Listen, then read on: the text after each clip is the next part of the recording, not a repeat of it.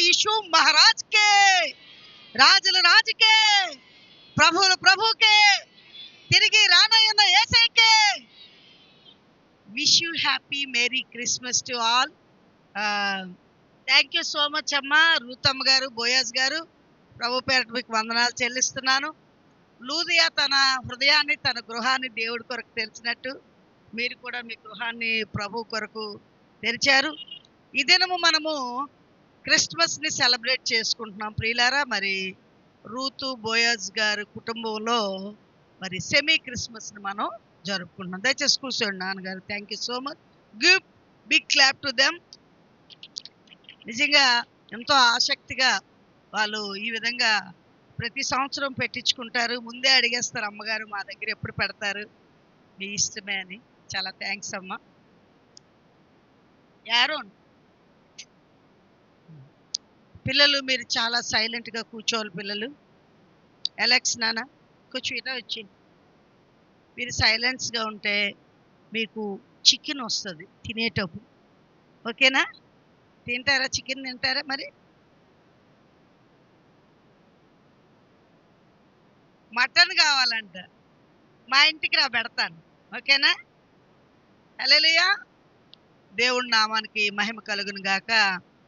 ప్రియులారా, మరి ఈ క్రిస్మస్ ప్రపంచంలో అనేక దేశాల్లో ఈ క్రిస్మస్ని సెలబ్రేట్ చేసుకుంటూ ఉంటారు. అత్యంత ఎక్స్పెన్సివ్ ఫెస్టివల్. ప్రపంచంలో అనేక దేశాలు దీనిని సెలబ్రేట్ చేసుకుంటూ ఉన్నాయి ప్రియులారా. అమెరికా, మరి ఇంగ్లాండ్, జర్మనీ, మరి Australia, Czechoslovakia, many countries, nearly 200 countries ఈ క్రిస్మస్ని సెలబ్రేట్ చేసుకుంటున్నాయి. సో ఎవరైతే, ఏ దేశం అయితే వారు హృదయాల్ని, వారి దేశాన్ని ప్రభు కొరకు ఆహ్వానించారో ఆ దేశాలను దేవుడు అత్యున్నత స్థితిలో పెట్టాడు. ఫర్ ఎగ్జాంపుల్ అమెరికా అగ్రరాజ్యంగా ఉంది.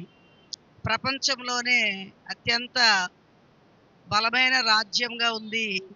ప్రపంచాన్ని శాసిస్తూ ఉంది అమెరికా ప్రియులారా. ఎందుకంటే వాళ్ళ రూపాయి మీద, డాలర్ అంటారు, డాలర్ మీద వి ట్రస్ట్ ఇన్ జీసస్ అని, వి ట్రస్ట్ ఇన్ గాడ్. అంటే అది క్రిస్టియన్ కంట్రీగా వాళ్ళు డిక్లేర్ చేసుకుంటా ఉన్నారు ప్రియులారా. ఎందుకంటే వాక్యము వెల్లుడగుట తోడనే వెలుగు కలుగును. ఎక్కడైతే దేవుడు వాక్యం వెల్లడవుతుంటుందో అక్కడ ఆ మనుషులు, ఆ కుటుంబాలు, ఆ జీవితాల్లో విడుదల వస్తుంది. అసలు క్రిస్మస్ అంటే ఏంటి? Why we are all celebrating Christmas? Children are very happy for Christmas. Santa Claus గిఫ్ట్లు తెస్తాడు అట్లా అని చాలామంది ఎదురు చూస్తూ ఉంటారు. పూర్వం ఆ విధంగా ఒక కథ ఉండేది ప్రియులారు. రకరకాల క్రిస్మస్ అంటే ఏం గుర్తొస్తుంది చెప్పండి? క్రిస్మస్ అంటే ఏం గుర్తొస్తుంది? ఏం గుర్తొస్తుంది? కేక్ గుర్తొస్తుంది. ఇంకా ఏం గుర్తొస్తుంది? లైటింగ్. వా, పెట్టావా లైటింగ్ అలన్?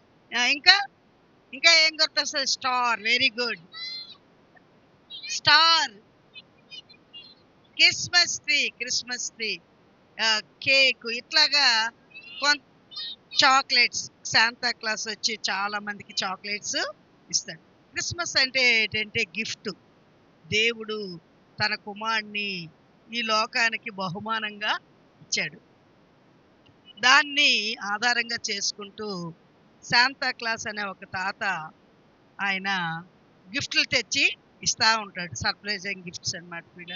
అదొక స్టోరీ ఉంది. నెక్స్ట్ మీటింగ్లో అది శాంతా క్లాస్ స్టోరీ మీకు చెప్తాను. అయితే ఎందుకు ఈ క్రిస్మస్ని ప్రపంచంలో అనేక దేశాలు ఎందుకు, అమ్మో పోలీస్ వచ్చింది చూడండి, మనల్ని పట్టడానికి పోలీస్ అమ్మ. హల్లెలూయా. మనకు సెక్యూరిటీ కూడా పోలీస్ సెక్యూరిటీ దేవుడు ప్రొవైడ్ చేశాడు. Our God is our provider. Hallelujah. దేవుడి నామానికి మహిమ కలుగును గాక. ప్రియులారా, మరి ఎందుకు ఈ క్రిస్మస్ని ఇంత గ్రాండ్గా ఇన్ని వందల దేశాలు ఎందుకు, why they are celebrating very happily? It was very very expensive Christmas. మేము విజయనగరం షాపింగ్కి వెళ్తాం, క్రిస్మస్ షాపింగ్కి. ఆ వెళ్ళేటప్పుడు ఆయన అన్నారు, మేడం గారు మాకు క్రిస్మస్సే ఏమండి, ఈ క్రిస్మస్ అయిపోతే మీకు పండగ కదా, ఆ, చాలా బిజినెస్ అవుతుందేమో కదా, ఎక్కువ బిజీగా ఉంటారేమో కదా అంటే, మాకు ఎక్కువ బిజినెస్ క్రిస్మస్లోనే అవుతుంది మేడం గారు. చాలా కాస్ట్లీ కొంటారు క్రిస్టియన్స్, చాలా ఎక్కువగా బిజినెస్ అవుతుంది. తర్వాత మా పండగ వస్తుంది, కానీ చాలా తక్కువ రేటు కొంటారు వాళ్ళు. ఎక్కువ బిజినెస్ అవుతుంది, తక్కువ ఇన్కమ్ వస్తుంది. క్రిస్మస్లో తక్కువ బిజినెస్ అవుతుంది, ఎక్కువ ఇన్కమ్ వస్తుంది అని చెప్పినారు. I wonder people are how they are celebrating Christmas. Very expensively people are celebrating they Christmas. అయితే ఒక హాస్పిటల్లో కొత్తగా ఒక నర్సు జాయిన్ అయ్యారు. ఇక్కడ ఎవరైనా నర్సులు ఉన్నారా? చేయి చూపిస్తారా? సిస్టర్ సీత, వా, నాది పార్వతమ్మ గారు. ఇంకా ఎవరు ఉన్నారమ్మా నర్సెస్? ఎస్తేరా అని ఉంది, కానీ హాస్పిటల్లో ఉంది, ఇక్కడ లేదు. సో ఇలాగా చాలా మంది నర్సెస్ ఉంటారు. ఒక నర్సు ఒక హాస్పిటల్లో జాయిన్ అయిందండి. జాయిన్ అయితే ఆవిడ డాక్టర్ గారు ఇంటర్వ్యూ చేసేటప్పుడు, అమ్మా నువ్వు సర్జరీస్ చేస్తావా, నీకు అలవాటు ఉందా అంటే, sir I have much experience regarding this surgeries. నేను ఓటీ అంటారు. సో ఓటీలో పనిచేసే సిస్టర్ని, నాకు బాగా ఎక్స్పీరియన్స్ ఉంది. మన సీతా ఢిల్లీలో ఎయిమ్స్ హాస్పిటల్లో ఓటీలో పనిచేసి వచ్చింది. మంచి నర్స్ మన చర్చ్లో ఉన్నారు సిస్టర్. అయితే సరే, అయితే మీకు సిస్టర్ మీకు ఎక్స్పీరియన్స్ ఉంది కదా, మీరు కూడా మాతో పాటు జాయిన్ అవ్వండి అని చెప్పి ఆపరేషన్ థియేటర్కి పిలిచారు. ఆపరేషన్ థియేటర్లో ఆపరేషన్ కోసారు. అది అంతా కూడా కాటన్ బాల్స్ అన్నీ ప్రిపేర్ చేస్తారు కదా, సో అవన్నీ తుడుస్తున్నారు, చేస్తున్నారు.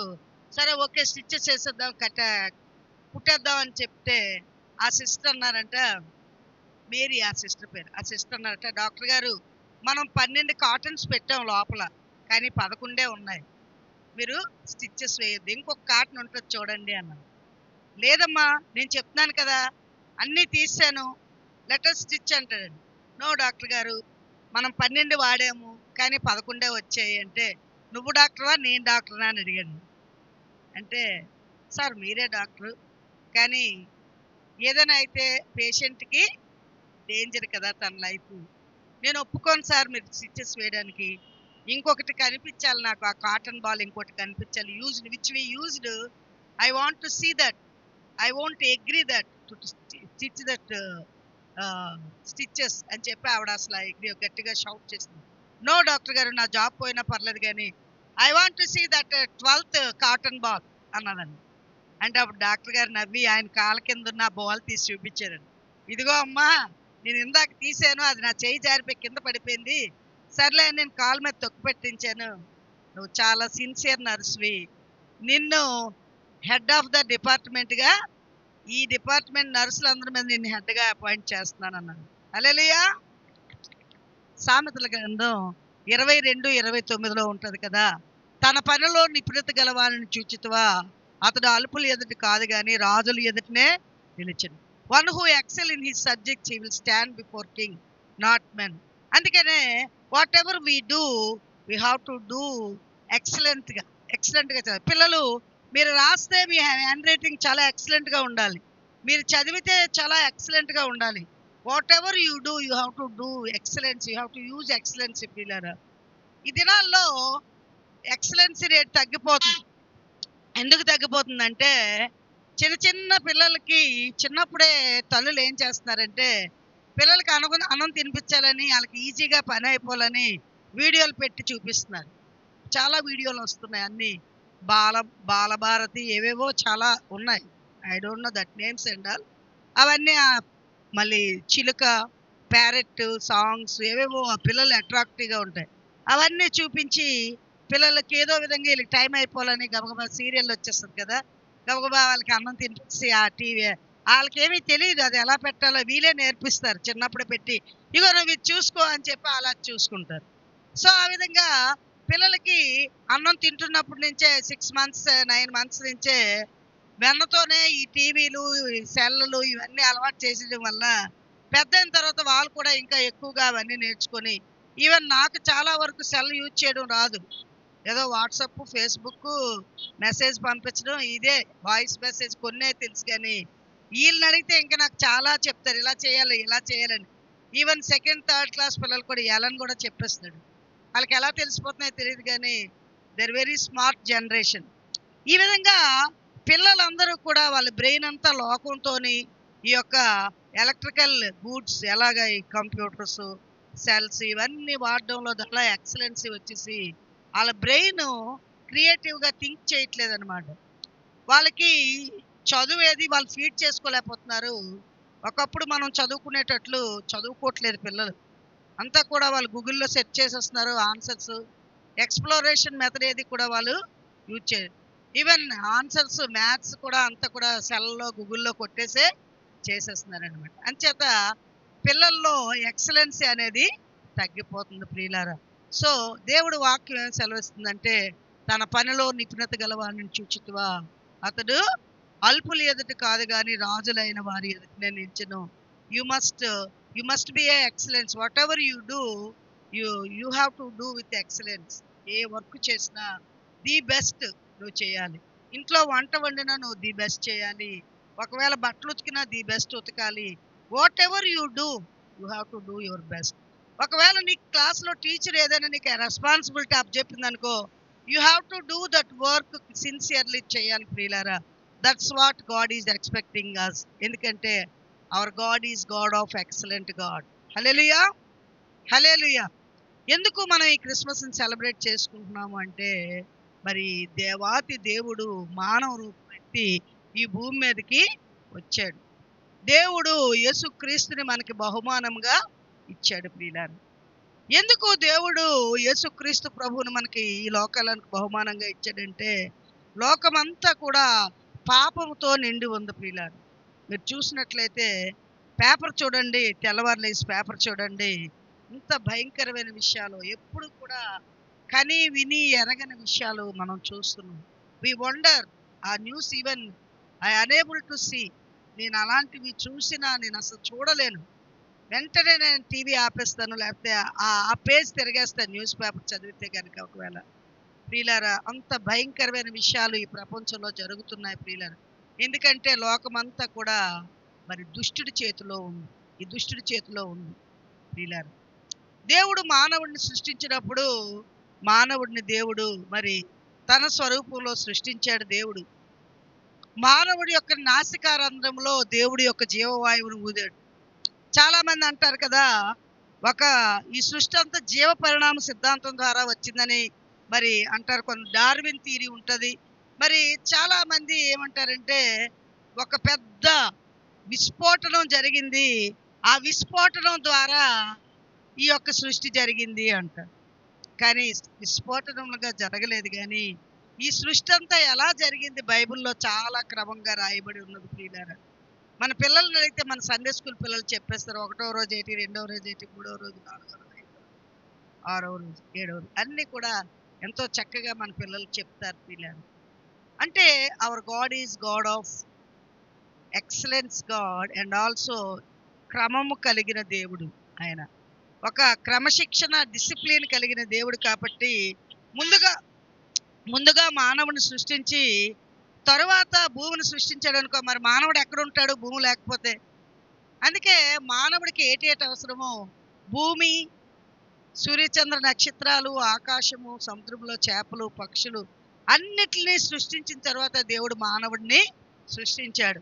మానవుడిని మీరు దీనంతా తినండి, లెట్ us ఎంజాయ్, మీరు ఎంజాయ్ చేయండి, మీరు అనుభవించండి, మీరు క్షేమాభివృద్ధి చేయండి, ఫలింపజేయండి అని చెప్తే, మరి మానవుడు దేవుడికి వ్యతిరేకంగా పాపం చేసి ఆజ్ఞని అతిక్రమించాడు. పాపం అంటే ఏమీ కాదు, ఆజ్ఞ అతిక్రమమే పాపము. దేవుడు పాపం చేసి దేవుడు అనుగ్రహించి మహిమను పొందలేకపోతున్నాడు. ఏ భేదము లేదు, అందరూ పాపం చేసి దేవుడు అనుగ్రహించి మహిమను పొందలేకపోతున్నాడు. దేవుడు వాక్కు సృష్టి యావత్తు దేవుడి కొరకు, దేవుడి యొక్క అనుగ్రహం కొరకు ఎదురు చూస్తుంది అని రోమాపత్రికలో రాయబడి ఉంది ప్రియులారా. ఇలాంటి భయంకరమైన ఉన్న మానవుడు, పాపంలో పడిన మానవుడు, పాపంలో పుట్టి పాపంలో పెరిగి పాపంలో పెద్దవాడయ్యి పాపంలో చనిపోతే మానవుడు ఎక్కడికి వెళ్తాడు? అగ్నిగుండంలోకి వెళ్తాడు. అగ్నిగుండంలో పురుగు చావదు, అగ్ని ఆరదు ప్రియులారా. ఎటర్నల్ డెత్ అంటే నిత్య నరకం. మనకి ఎవరైతే యేసుక్రీస్తు ప్రభువును అంగీకరిస్తారో వారు నిత్య జీవానికి వారసులు. వారు నరకములోకి రాక జీవములోకి దాటి ఉన్నారని యోహాను పత్రికలో యోహాను సువార్తలో రాయబడి ఉంది ప్రియులారా. నిత్య జీవం. ఎందుకంటే దేవుడు మానవుడిని సృష్టించినప్పుడు మానవుడి యొక్క నాసికారంధ్రంలో దేవుడి యొక్క జీవవాయువుని ఊదాడు కాబట్టి మనిషి జీవించు ఆత్మ ఆయను అని ఉంది ప్రియులారా. అంటే ఈ మట్టి బొమ్మలో దేవుడు సృష్టించిన మట్టి బొమ్మలో దేవుడి యొక్క జీవాత్మ ఉంది ప్రియులారా. ఏ జీవాత్మ అయితే దేవుడు ఆదాములో పెట్టాడో మనందరిలో కూడా జీవాత్మ ఉంది. ఈ జీవాత్మకి ఇది వెళితే నిత్య జీవానికి వెళ్ళాలి, లేకపోతే నిత్య నరకానికి వెళ్ళాలి ప్రియులారా. ఈ ఆత్మకి చావు లేదు. మన బాడీకి చావు ఉంటుంది. చచ్చిపోయాడు అంటారు. ఎవరైనా చచ్చిపోతే, ఈరోజు ఒక అబ్బాయి చనిపోయాడు, నిన్న ఒక ఆయన రవి గారు చనిపోయాడు, గొర్రపిల్ల రవి గారు. ఈరోజు ఒక మన చర్చికి వస్తాడు హ్యాండిక్యాప్డ్ అబ్బాయి, వీల్ చైర్లో. ఆ అబ్బాయి చనిపోయాడు సడన్గా. పడుకొని లేవలేదంట, హార్ట్ అటాక్ ఏంటో. వాళ్ళు అబ్బాయి సెల్లో నెంబర్ చూసి వాళ్ళు మాకు ఫోన్ చేస్తే ఫాస్టింగ్ ప్రేయర్ అయిపోయాక మరి ఇంటికి వెళ్ళి మళ్ళీ వెళ్ళాం, చూసి వచ్చాము. మరి చాలా బాధ అనిపించింది ప్రియులారు. అంటే చచ్చిపోయాడు, రాజు చచ్చిపోయాడు. బాడీ చచ్చిపోయింది, రాజు బాడీ. కానీ రాజు బాడీ ఎక్కడికి వెళ్తుంది? రాజు ఆత్మ ఎక్కడికి వెళ్తుంది? పరలోకానికి. ఆ ఆత్మకి మరణం లేదు. అందుకనే మనలో ఉన్న ఆత్మ యెహోవా పెట్టిన దీపము అంటారు. ఈ జీవాత్మ, మనలో దేవుడు ఆత్మ ఉంది కాబట్టి మనలో దేవుని ప్రేమ ఉంటుంది. అయ్యో అంటాం ఎవరైనా పడిపోతే, అయ్యో పేదవాళ్ళు వస్తే అయ్యో పాపం వీళ్ళకి కొంచెం ఫుడ్ పెడదామా, వీళ్ళకి ఏమైనా హెల్ప్ చేద్దామా, దాన ధర్మం చేద్దామా. ఆ దయాగుణము, కరుణ, మరి ఈ ప్రేమ, ఇవన్నీ కూడా ఎవరి లక్షణాలంటే దేవుడి యొక్క లక్షణాలు. ఆశ్చర్యకరుడు, ఆలోచనకర్త, బలవంతుడైన తండ్రి, నిత్యుడొక తండ్రి, సమాధానకర్త అని ఆయనకి పేర్లు ఉన్నాయి. యెషయా గ్రంథం 9:6లో ఉంటాయి ఆయనకి ఇవ్వబడిన నామాలు. మనం దేవుణ్ణి స్తుతిస్తున్నప్పుడు ఈ మాటలన్నీ ఉచ్చరిస్తూ ఆయన్ని మనం పొగిడి గణపరచాలి ప్రియులారు. ఈ విధంగా పుట్టిన ఈ మానవుడు, తయారు చేసిన ఈ మానవుడిలో దేవుడి యొక్క జీవాత్మ ఉంది కాబట్టి జీవించు మనిషి ఆయను. దేవుడు ఎందుకు మానవుని సృష్టించాడంటే దేవుడు మానవుడితో సహవాసం చేయాలని, మనతో సహవాసం చేయాలని దేవుడు మనల్ని సృష్టించుకున్నాడు.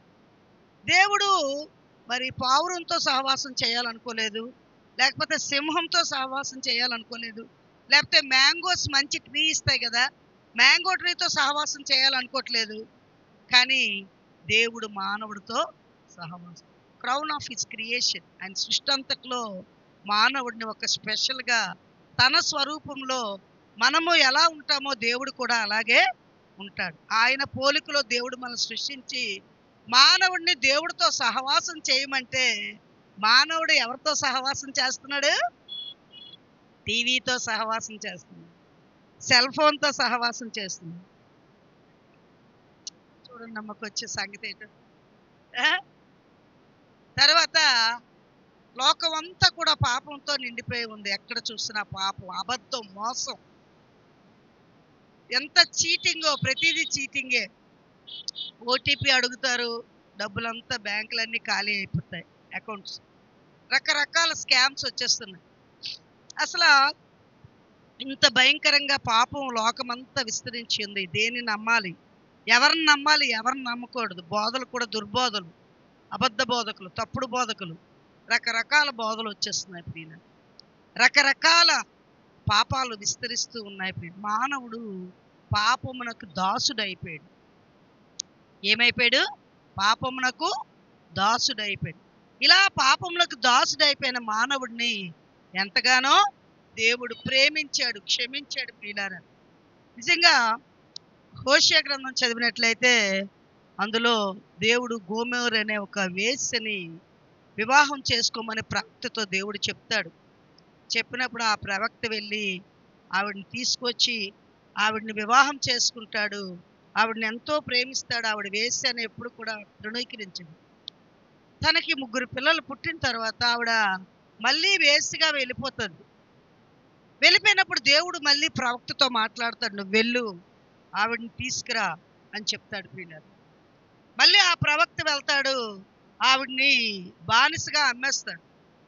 ఆవిడికి డబ్బు చెల్లించి ఆవిడని కొనుక్కొని మళ్ళీ ఆవిడని తీసుకొచ్చి ఆవిడని ఎంతో ప్రేమిస్తాడు ప్రియులారా.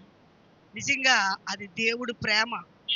ఆ యొక్క హోషేయ గ్రంథం దేవుడు ప్రేమని మనకి చూపిస్తుంది. మనం అలాంటి స్థితిలోనే ఉన్నాం ప్రియులారా, ఎంతో భయంకరమైన స్థితిలో. We live as we like, whatever we speak, just simply we speak through our words.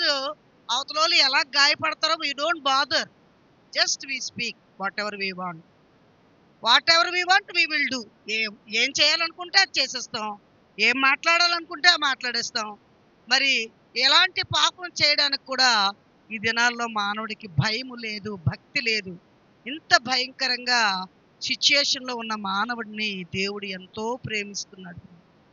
దేవుడు లోకమును ఎంతో ప్రేమించెను, కాగా తన కుమారుడిని ఈ లోకానికి పంపించాడు. యోహాను 3:16.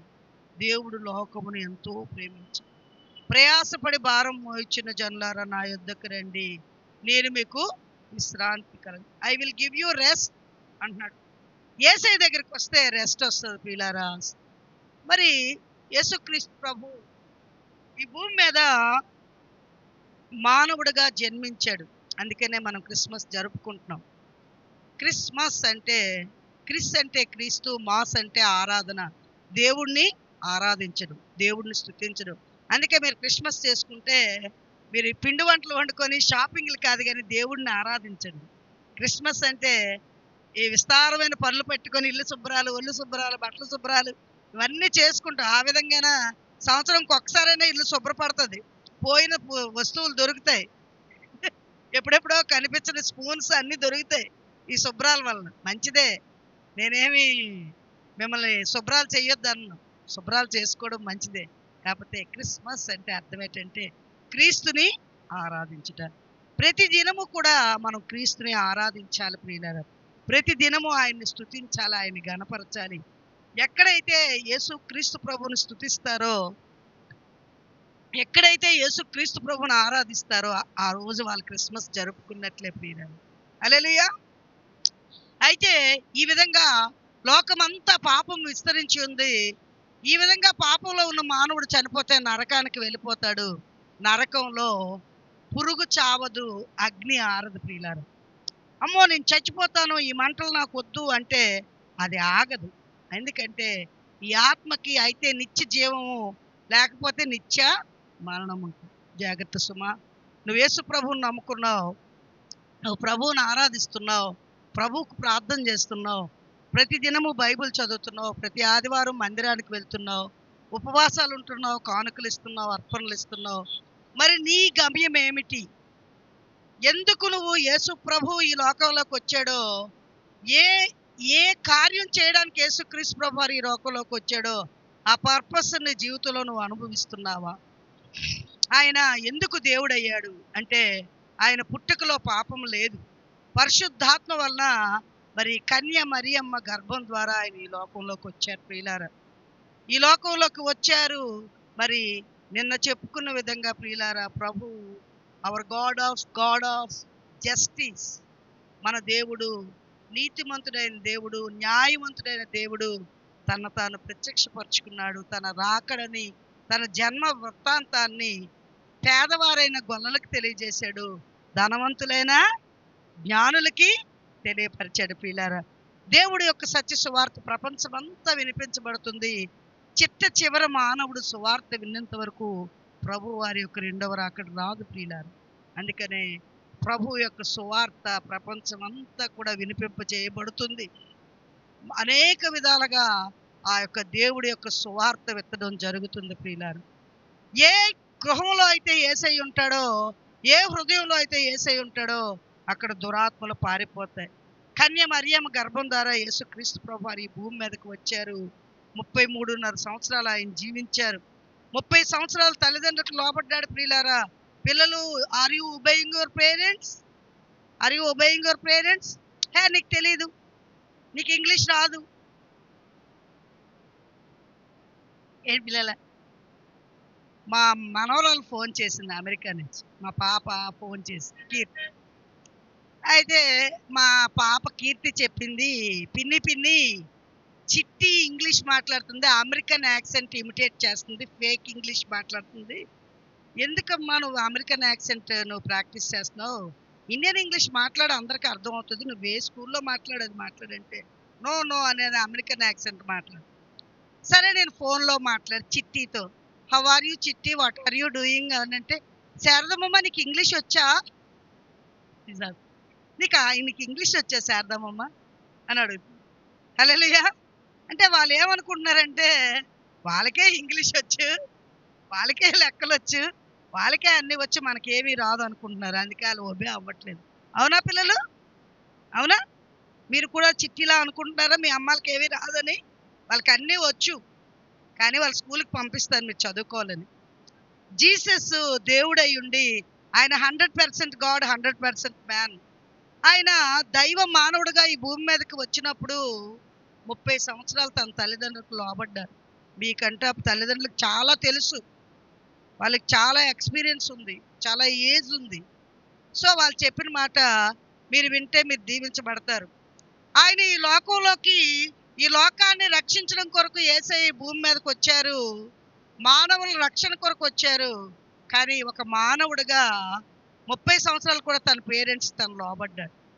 వడ్రంగి వృత్తి చేశాడు. ఇక్కడ మన సూర్యబాబు షాప్ ఉంటుంది, కార్పెంటర్ షాప్.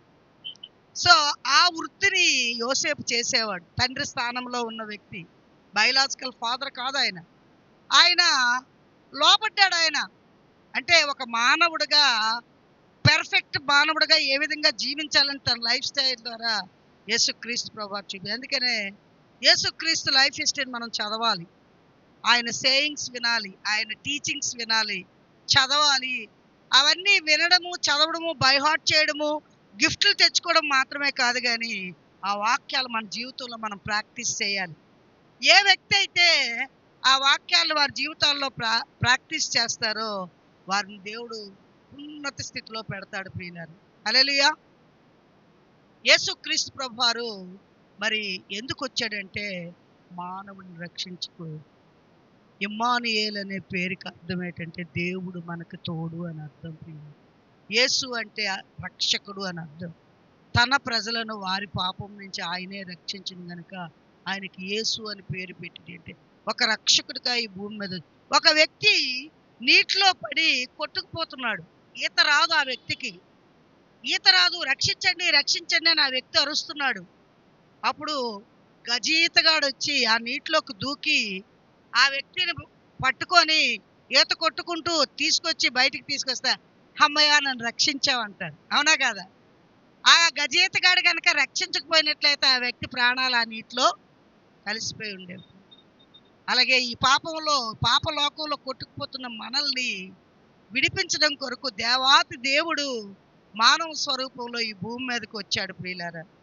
చాలా మంది అంటారు కదా, ఒక వ్యక్తి అంటాడు, ఆయన ఏమంటాడంటే 3 మేకులు పీక్కోలేనోడు మనల్ని ఏమి రక్షిస్తాడు, మిమ్మల్ని ఏమి రక్షిస్తాడంటే ఆయన తను తాను రక్షించుకోవడానికి రాలేదు, కానీ పాపములో పుట్టిన మానవుడిని రక్షించుకోవడం కోసం ఈ లోకంలోకి వచ్చారు.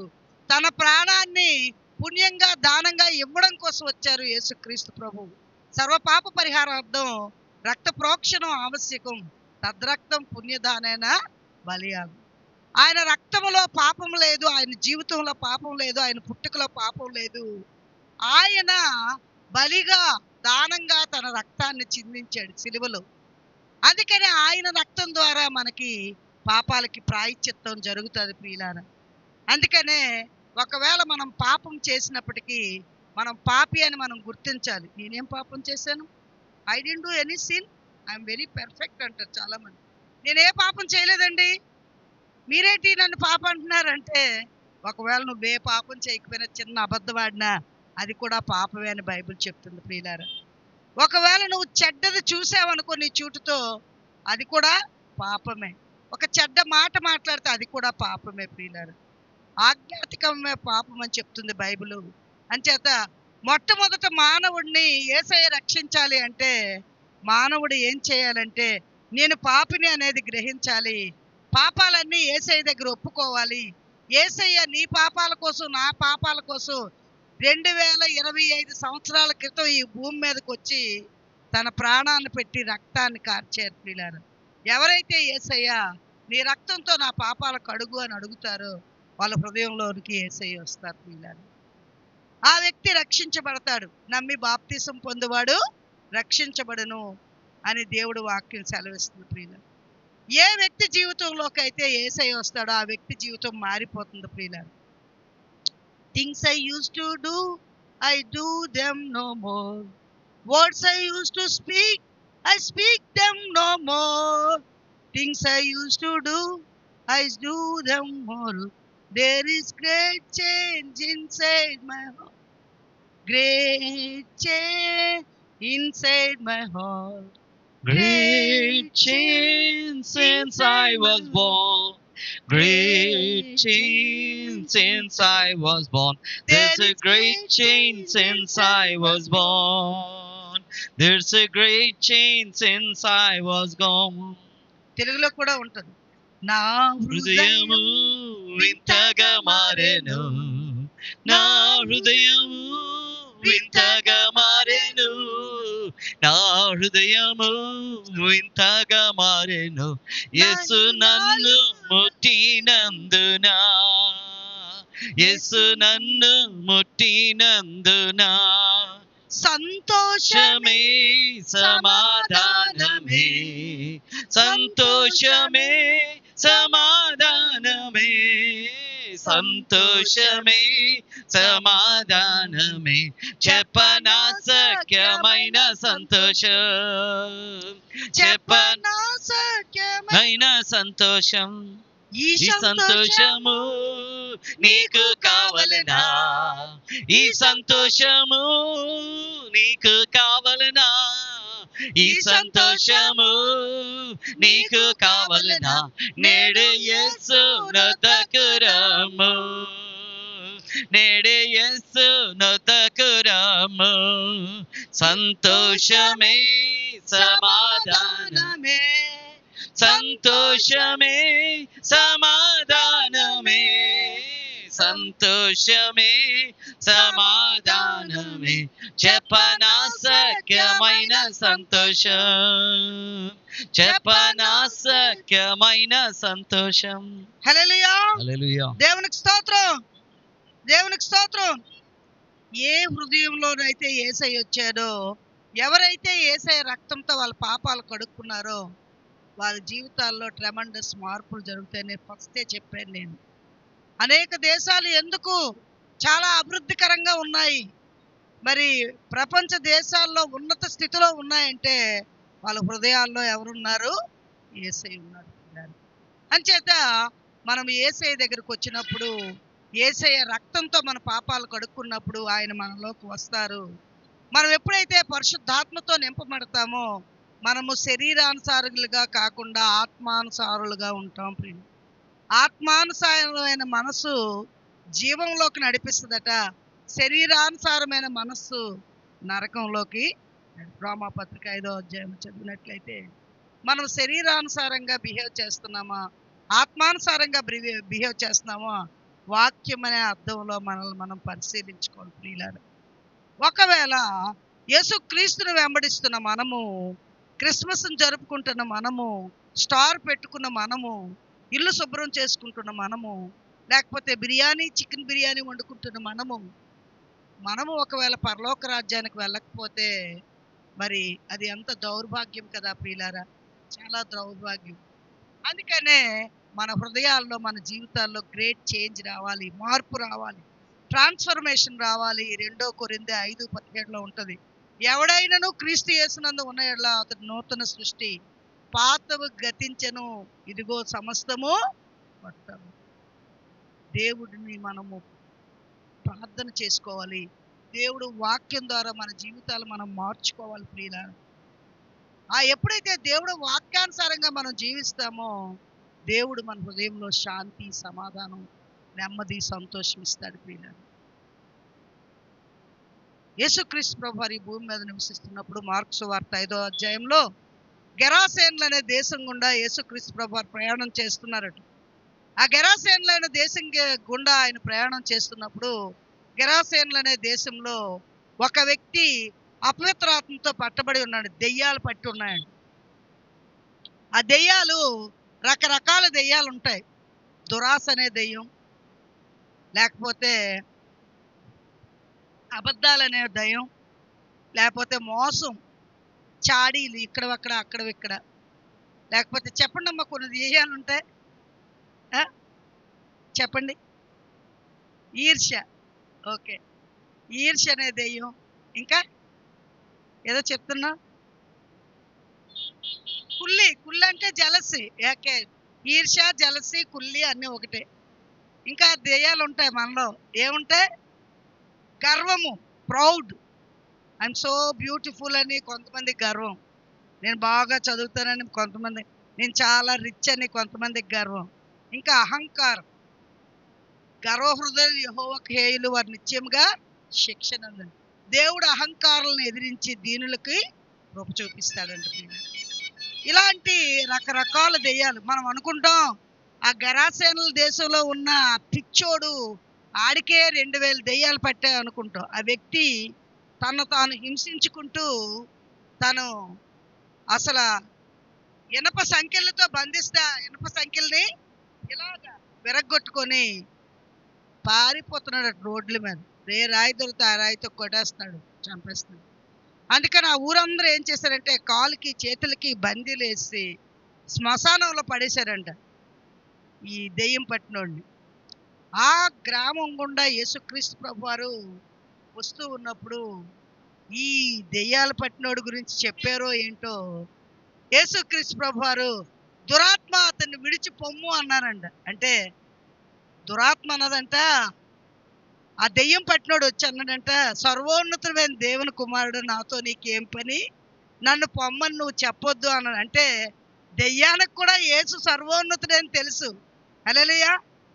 జాగ్రత్త సుమ, మనం యేసుని వెంబడిస్తున్నాం. మనకి తెలుసు, దెయ్యానికి తెలుసు. దెయ్యం ఫాలో అవ్వట్లేదు, మనం ఫాలో అవుతున్నామని అనుకుంటున్నాం. ఎంతవరకు ఫాలో అవుతున్నామో మనల్ని మనం పరిశీలించుకోవాలి ప్రియులారా. Are you following Jesus?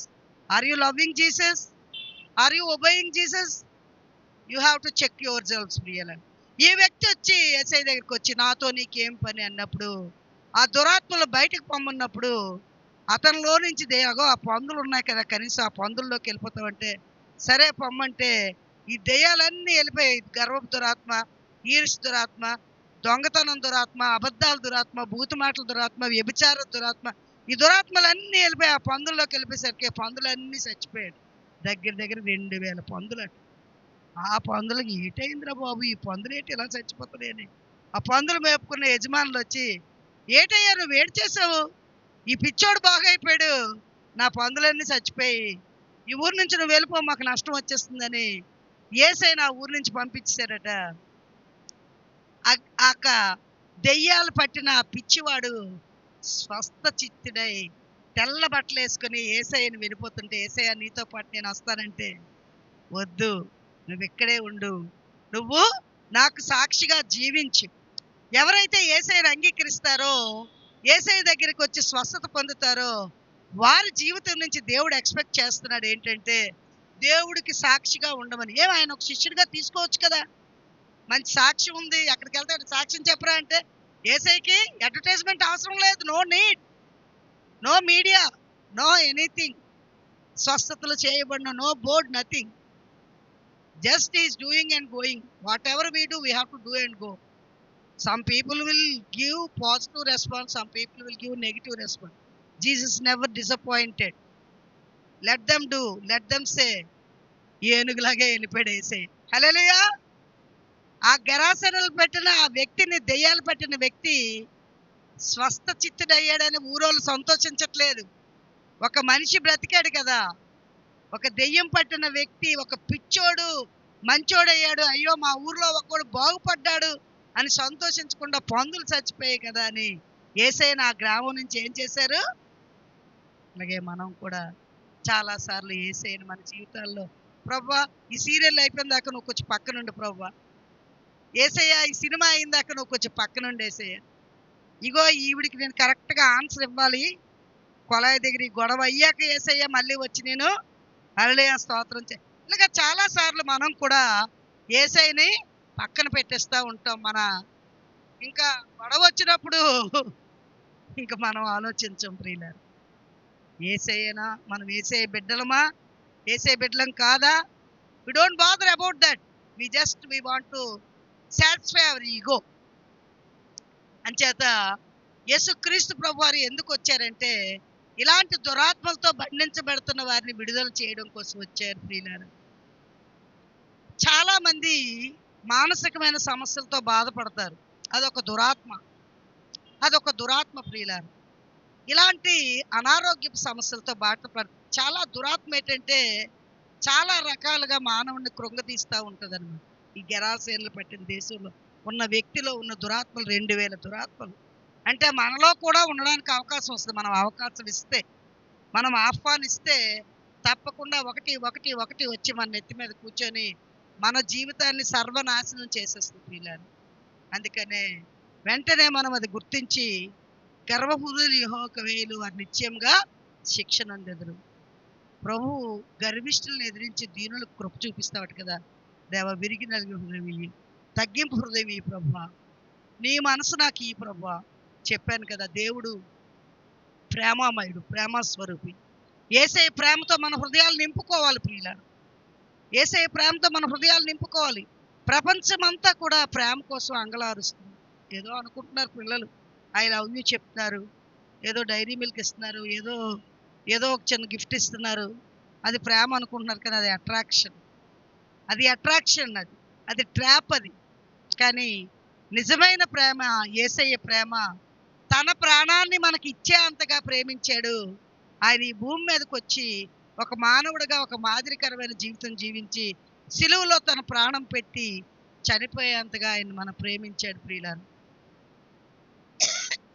దేవుడు ప్రేమ నుంచి మనల్ని ఏది కూడా వేరు చేయకూడదు. మరి దేవుడు ప్రేమమయుడు కనుక ఆయన గుణలక్షణాలు కలిగి మనం జీవించాలి. యేసుక్రీస్తు ప్రభు సిలువలో చనిపోవడం మాత్రమే కాదు కానీ అసలైన స్టోరీ అక్కడే మొదలైంది ప్రియులారా. ఆయన చనిపోయి 3వ దినమున మరణాన్ని జయించి మృత్యుంజయుడిగా లేచాడు. హల్లెలూయా. మరణపు ముళ్ళను విరిచాడు ప్రియులారా. దేవుడు మరణాన్ని జయించి మృత్యుంజయుడిగా లేచాడు కాబట్టి ఆయన దేవుడు అయ్యాడు. దేవుడికి మరణం లేదు. దేవుడు చిరంజీవి, అంటే ఎప్పుడూ జీవించేవాడు అని. అందుకే మనలో ఉన్న ఆత్మ యెహోవా పెట్టిన దీపం. ఈ జీవాత్మ నిత్య జీవంలోకి వెళ్తాడు. వాడు పాపంలోకి రాక నిత్య జీవంలోకి వెళ్తాడు ప్రియులారా. సో ఈ సాయంకాల సమయం ముందు క్రిస్మస్ మీటింగ్ సెలబ్రేట్ చేసుకుంటున్న జేఎస్ఎం సంఘ సభ్యులందరికీ కూడా దేవుడు మరి ఒక ఆహ్వానాన్ని తెలియజేస్తున్నాడు. నువ్వు నీ జీవితంలో పూర్తి స్థానం నాకు ఇచ్చావా, లేకపోతే లోకానికి కొంత ఇచ్చావా? లోకానుసారైన మనస్సు అది నరకం అంటది. ఆత్మానుసారమైన మనస్సు నిత్య జీవం అని దేవుడు వాక్యం చదివిస్తుంది ప్రియులారా. దేవుడిని వెంబడిస్తున్నావా? ఒక ఇద్దరు వ్యక్తులు బ్యాంకులో పనిచేస్తున్నారండి. ఒకటి పేరు మైకేల్, ఇంకొకటి పేరు స్మిత్. ఇద్దరు ఫ్రెండ్స్. ఇద్దరు కూడా బ్యాంకులో పనిచేస్తే బ్యాంకు వాళ్ళకు ఒక రెస్పాన్సిబిలిటీ ఇచ్చిందండి. మనం బంగారం అది తాకట్టు పెడతాం కదా బ్యాంకులో, అలా తాకట్టు పెట్టిన బంగారం అంతా బాక్సుల్లో ప్యాక్ చేసి సీల్ చేసి ఈ 2 బాక్సులు పట్టుకెళ్ళి మీరు హెడ్ క్వార్టర్స్లో అప్పచెప్పండి రా అన్నారు. ఆ దినాల్లో ట్రైన్లు, బస్సులు, ఏరోప్లేన్లు లేవు. గుర్ర బగ్గీల మీదే ప్రయాణం చేసేవారు పురాతన దినాల్లో. అయితే ఆ ఇద్దరు వ్యక్తులు వాళ్ళతో పాటు సెక్యూరిటీని ఇచ్చారు. వాళ్ళ గుర్రాల మీద ఈ ప్రాంతం నుంచి వేరే ప్రాంతానికి ప్రయాణం చేస్తూ ఉన్నప్పుడు అక్కడ అడవి వచ్చింది ఎంట్రన్స్లో. ఈ అడవి దాటితే వాళ్ళు వేరే ఊరు వెళ్తారు. కానీ అప్పటికే రాత్రి అయిపోయింది. మన దగ్గర బంగారం ఉంది. పోలీసులు ఒకలో ఇద్దరు ఉన్నా పోలీసులు ఏం చేయగలరు జంతువుల దగ్గర, క్రూర మృగాల దగ్గర. అందుకని చెప్పి సరే ఇక్కడ ఏదైనా ఒక ఇల్లు ఇది నైట్కి రెంట్ తీసుకొని అక్కడ ఉందాం, తెల్లవారులు వేసి వెళ్ళిపోదాం అని చెప్పి అక్కడ ఎంక్వైరీ చేసి ఒక ఇల్లు ఏదో గది ఖాళీ ఉందంటే ఆ గది అడిగారండి. అమ్మ ఈ రాత్రి మేము ఇక్కడ ఉంటాము, తెల్లవారు మేము ఇక్కడి నుంచి వెళ్ళిపోతాం, we pay something what ever you want, నువ్వు మాకు భోజనం పెట్టినందుకు, ఇది అకామిడేషన్ ఇచ్చినందుకు మేము కొంత పే చేస్తామంటే సరే అయితే ఉండండి అని ఆ రూమ్ ఆవిడ ఇచ్చారు. ఆ రూమ్లో ఉన్నారు. ఈ వర్కర్స్ వచ్చిన వాళ్ళందరూ బయట గుర్ర బగ్గీలో పడుకున్నారు. వీళ్ళిద్దరూ ఈ పెట్లు పట్టుకొని లోపలికి వెళ్ళారు. ఆ పెట్లు అక్కడ పెట్టి జాగ్రత్తగా దుప్పటి అది మూత పెట్టి అక్కడ ఉంచి వాళ్ళిద్దరూ అన్నారు, అరే మైకేల్, నేను 2 గంటల దాకా పడుకుంటాను, నువ్వు 2 గంటల నుంచి ఉదయం 5 గంటల దాకా పడుకో, ఎందుకంటే ఇదంతా బంగారం, ఇదంతా మనం గవర్నమెంట్కి హ్యాండ్ ఓవర్ చేయాలి, అంచేత నీ ఉద్యోగం పోద్ది, నా ఉద్యోగం పోద్ది, మనం ఇదంతా కట్టలేము, కొన్ని క్రోర్స్ అది, అంచేత మన ఇద్దరం షేర్ చేసుకుందాం, మన ఇద్దరిది బాధ్యత కాబట్టి అంటే సరే స్మిత్ ఓకే, నేను 2 o'clock నేను లేపుతాను, నువ్వు పడుకో, 2 o'clock నుంచి ఎర్లీ మార్నింగ్ వరకు నేను తిరిగేసి ఉంటానని చెప్పాడండి. సరే అని చెప్పి చక్కగా స్మిత్ పడుకుండిపోయాడు. పడుకుండిపోయాక సడన్గా అతనికి తెల్లవారి మధ్యరాత్రిలో 4 గంటలకు ఎందుకో తెలుగు వాష్రూమ్కి వెళ్దామని తెలివి వచ్చేసరికి టైం చూస్తే 4 అయితే ఆ పక్కనే మైకేల్ గుర్ర పెట్టి నిద్రపోతాడు. ఏట్రా బాబు, ఒరే బాబు నువ్వు పడుకున్నప్పుడు నన్ను లేపురా అన్నాను కదా, నువ్వేంటి ఇలాగ టోకర్లు తీస్తున్నావు, ఎలా పడుకునిపోయావేంటి, ఇంత పని చేసావు, ఉన్నదా లేదా, ముందు ఆ డబ్బాలు వెతికాడు, బాక్స్లు భద్రంగా ఉన్నాయి, అమ్మయ్య అది బిందాస్ అనుకున్నాడు.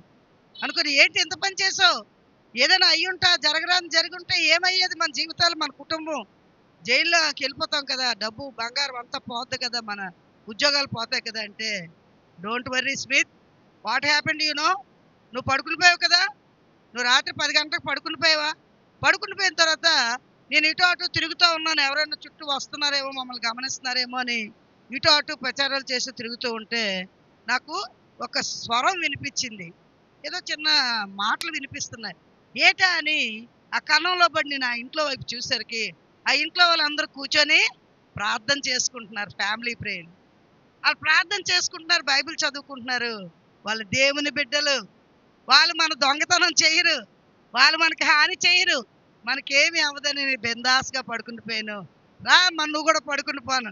హల్లెలూయా. ఆ సాక్ష్యం ఉందా నీకు? దేవుడి బిడ్డల దగ్గర మన చుట్టుపక్కల ఉన్నవారు సురక్షితంగా ఉండగలుగుతున్నారా ప్రియులారా? ఎందుకంటే మన దేవుడు భద్రతనిచ్చే దేవుడు, ప్రేమించే దేవుడు, నీతిమంతుడైన దేవుడు, సత్యవంతుడైన దేవుడు కనుక అలాంటి దేవుడిని ఆరాధిస్తున్న మనము, అలాంటి దేవుడిని వెంబడిస్తున్న మనము ఆయన గుణలక్షణాలను కలిగి ఈ లోకంలో జీవించాలని ప్రభువు మన జీవితాల ద్వారా ఎక్స్పెక్ట్ చేస్తున్నాడు. కాబట్టి ఈ సాయంకాల సమయం మందు ఒకసారి అందరం తల్ల వంచి కళ్ళు మూసుకొని ప్రభువును మరొకసారి మన హృదయంలోకి ఆహ్వానిద్దాం. యేసయ్య, మీరు మా హృదయంలోకి రండి. యేసయ్య, ఇంకా నాలో ఏమైనా పాపాలు ఉన్నాయా, మీకు ఇష్టం లేనివి ఏమైనా ఉన్నాయా నాలో యేసయ్య, అవన్నీ తీసివేసేయండి యేసయ్య. ఒకవేళ నేను టీవీకి బానిసయ్యానా, సీరియల్స్ బానిసయ్యానా,